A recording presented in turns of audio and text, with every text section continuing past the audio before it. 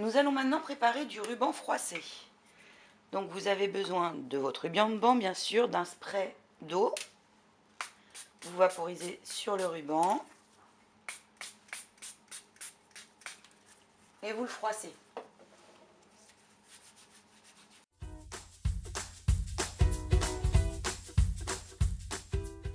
Donc on froisse, on froisse, on froisse. Donc vous froissez bien, vous faites une petite boule et vous le nouez avec un morceau de ficelle.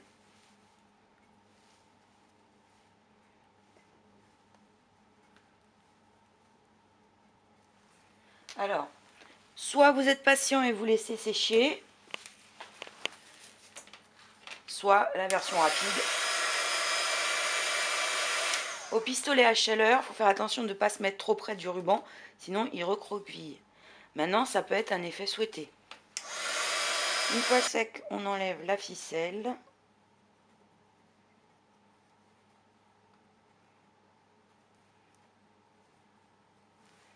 Et ça vous donne du ruban froissé. On va faire une seconde version. Cette fois-ci avec de l'organza.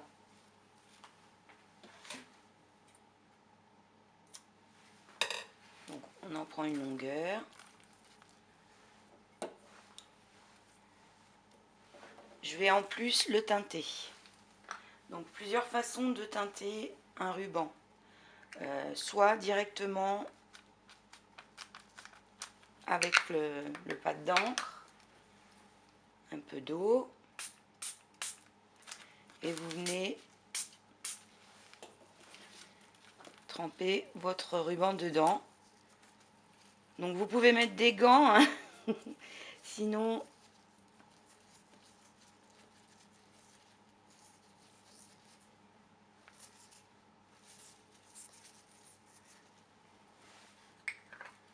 moi je le veux encore un peu plus teinté.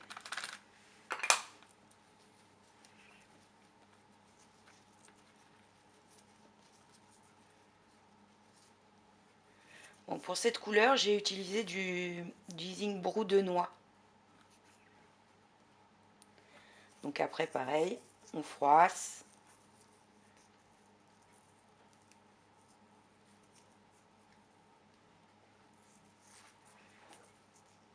Donc l'organza se travaille plus facilement que l'autre ruban. Il est plus fin et du coup, on n'a même parfois pas besoin d'utiliser, comme vous voyez, d'utiliser la ficelle. On peut le laisser sécher comme ça, bien au pistolet.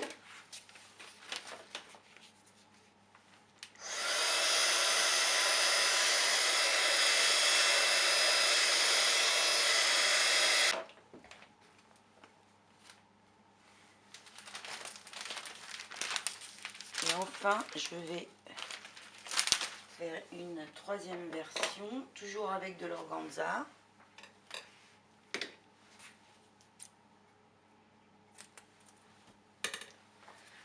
Donc on prend une longueur de ruban.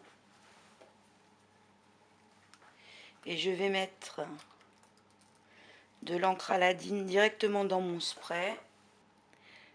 Je vais utiliser l'E-Zinc Pigment Ambre. Je vais en mettre 2 gouttes.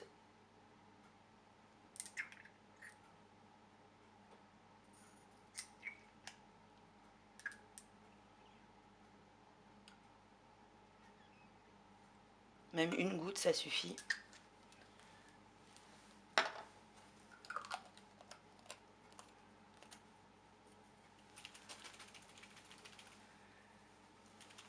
Et on vient vaporiser directement le ruban avec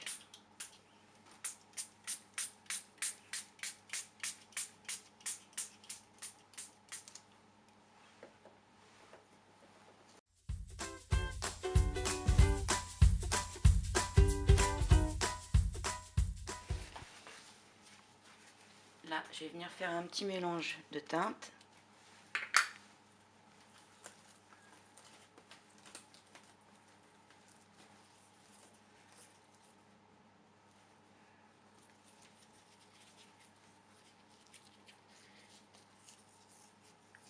Et je recommence avec l'étape froissage.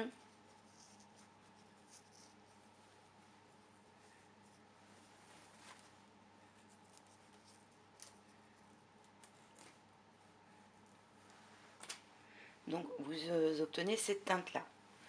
Moi je vais faire un essai là avec du gold que je vais venir appliquer directement sur le ruban.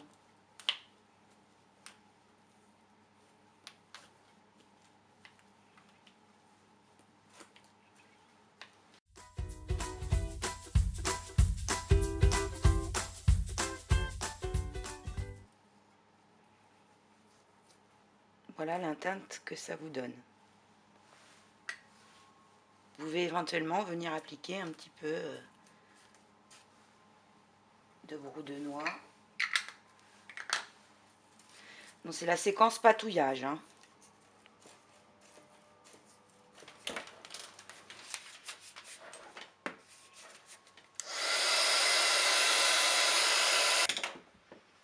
Donc voilà les teintes qu'on a réussi à obtenir pour nos rubans.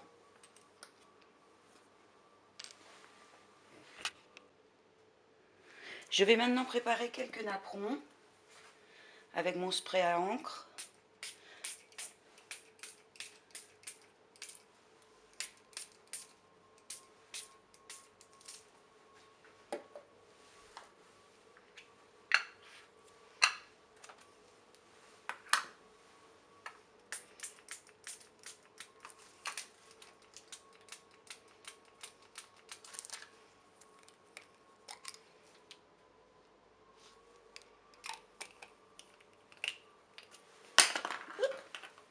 Donc j'ai vaporisé un peu d'encre sur mes napperons dilués dans de l'eau avec le spray. Puis j'ai mis un peu de brou de noix et toujours de l'encre qu'on avait faite sur mon plan de travail. Et je vais venir tapoter mes napperons avec.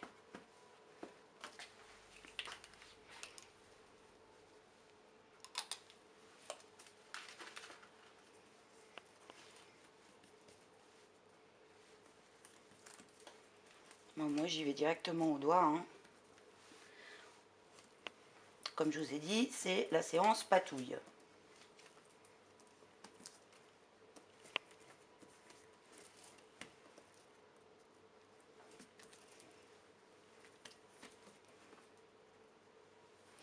Bon, faut faire attention avec les napperons parce que c'est très fin, donc assez fragile. On va les faire sécher.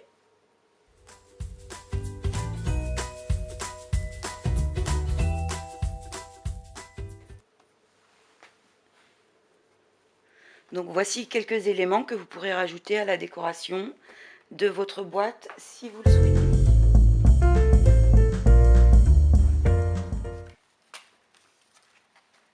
Je vais maintenant vous montrer comment réaliser les petits sapins blancs qu'il y a dans nos boîtes à explosion. Donc je vais vous montrer deux façons de faire avec des dies dans un premier temps et après sans dies. On va commencer par celui-ci, le sapin flocon. J'ai utilisé pour le faire ces 4 dies, deux plus grands et deux plus petits avec des formes de flocons différents. Ça peut être les mêmes formes de flocons mais de deux tailles différentes. On va prendre d'abord les plus grands et les coller les uns aux autres. Là je vais intercaler les deux formes différentes par le bout des branches. Un peu comme s'ils allaient faire une ronde. Donc on en colle 4, les 4 ainsi.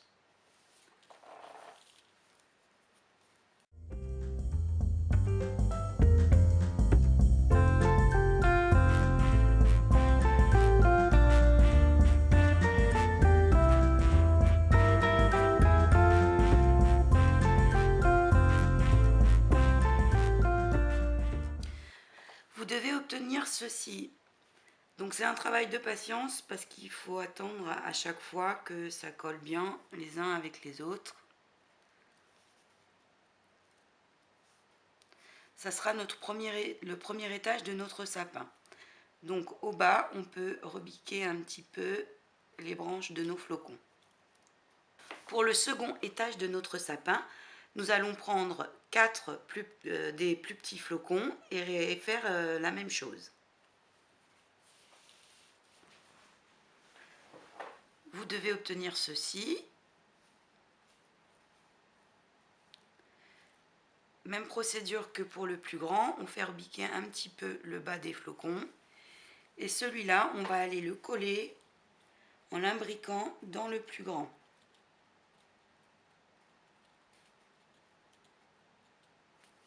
Donc vous l'imbriquez dans la base qu'on a déjà faite avec les plus grands flocons. Donc il faut prendre son temps et de la patience et aller le coller de cette façon. Pour le dernier étage de notre sapin, on va prendre les deux derniers petits flocons. Moi je recoupe ces parties-là, une partie des branches du haut, pour que ça donne une forme plus triangulaire.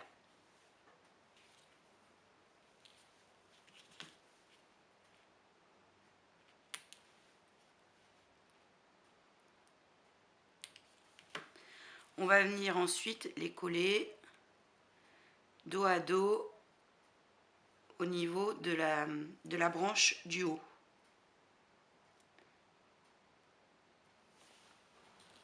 Donc, et vous faites rebiquer chaque côté, car il va venir s'enquiller sur le haut de notre sapin. Donc vous venez coller la dernière partie de notre sapin, et voilà ce qu'on obtient. Vous pouvez soit avant le montage embosser, ou bien mettre de la colle blanche et de la paillette sur vos flocons. Vous pouvez évidemment le faire dans différentes teintes avec du papier glitter. Enfin, il y a plein de solutions. Après, ça sera à vous de faire votre petite cuisine.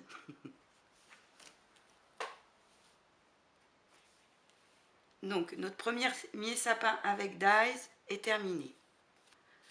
Pour le deuxième, je vais utiliser un dies napperon que vous allez découper comme ceci. Cette façon de découper est valable pour ce sapin-ci, mais aussi pour les prochains qui seront faits avec autre chose que du dies. Donc ensuite, vous repliez, donc vous travaillez un peu le papier. Moi je l'ai fait dans du cardstock pour que ça soit plus solide.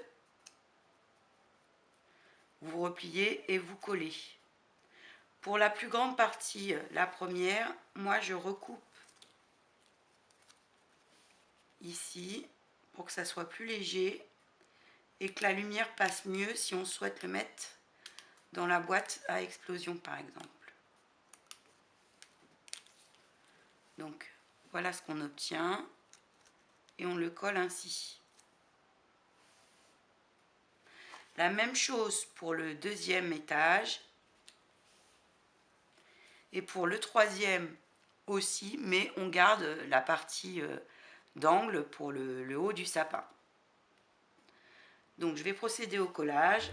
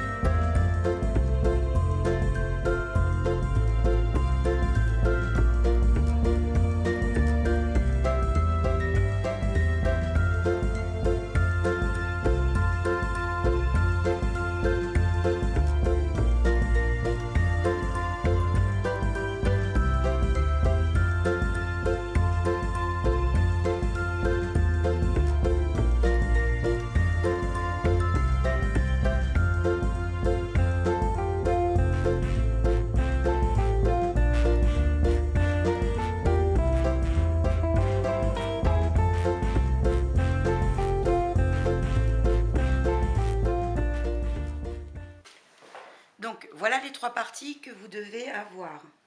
Après, il suffit de les coller les unes sur les autres. Moi, ce que je fais avant, c'est que, comme c'est un die napperon, je fais rebiquer des petites parties comme ça.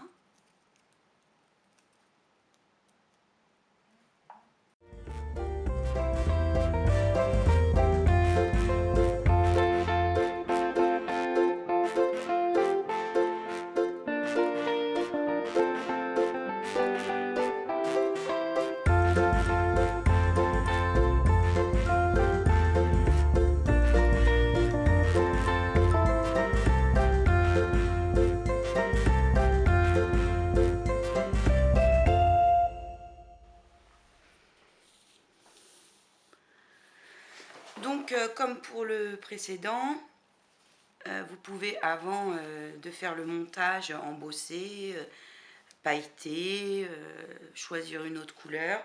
C'est à vous de voir. Je vais maintenant vous montrer avec quel matériau on peut le faire sans dies. Je ne vais pas remontrer toute la méthode parce que ça reste les mêmes découpes, la même façon de faire. C'est juste le matériau de départ qui va changer. Avec de la dentelle, c'est du chemin de table, comme je fais aussi de la déco d'événementiel. C'est du chemin de table qui me restait. Donc comme vous voyez, c'est quelque chose qui est quand même assez souple. Donc avant de faire mon sapin, je l'ai mis sur un papier plastique et je l'ai badigeonné de colle blanche, tout simplement, avec un peu de paillettes. Et j'ai laissé sécher. Voilà. Donc quand on enlève, ça lui rajoute une petite couche qui fait qu'on peut plus facilement le travailler. Donc afin que vous voyez mieux, je l'ai mis sur une enveloppe craft. Pour faire le cercle, pas besoin de chercher 3000 solutions. Vous pouvez prendre un bol, une petite assiette, selon la grandeur du sapin que vous voulez obtenir. Là, j'ai pris une petite coupelle.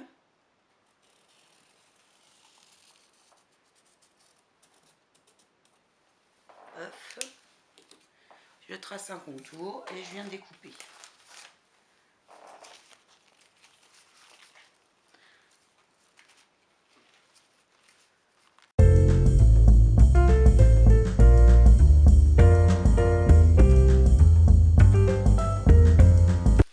Pour cette étape-ci, vous pouvez, si vous le souhaitez, utiliser un ciseau cranteur.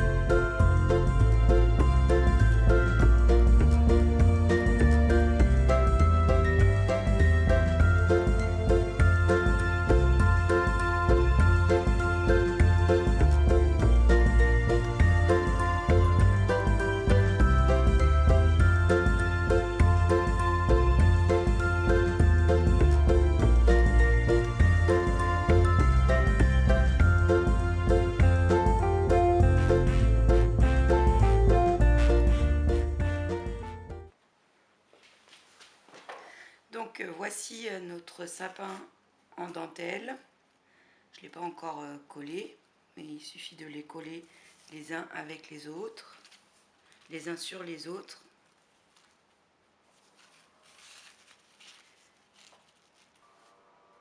Pour la quatrième façon, je vous propose d'utiliser des napperons. Le napperon est un papier très fin. Donc pour pouvoir le travailler, ça va être la même chose que pour le chemin de table en dentelle. Il faut d'abord soit y passer une couche de colle blanche, ce qui vous permet aussi de rajouter de la paillette si vous le souhaitez, ou bien, comme j'ai fait ici, l'embosser avec de la poudre pailletée transparente. Je ne vais pas refaire encore une fois le montage puisque c'est exactement la même chose que les deux d'avant. Donc vous pouvez faire une forêt de sapin blanc si vous le souhaitez, le faire dans d'autres teintes. Maintenant, à vous de choisir. Vous pouvez même mixer les différentes façons.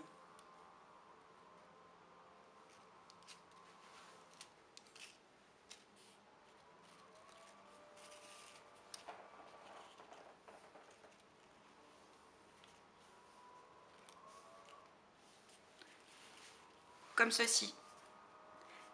À vous de jouer. Bon scrap!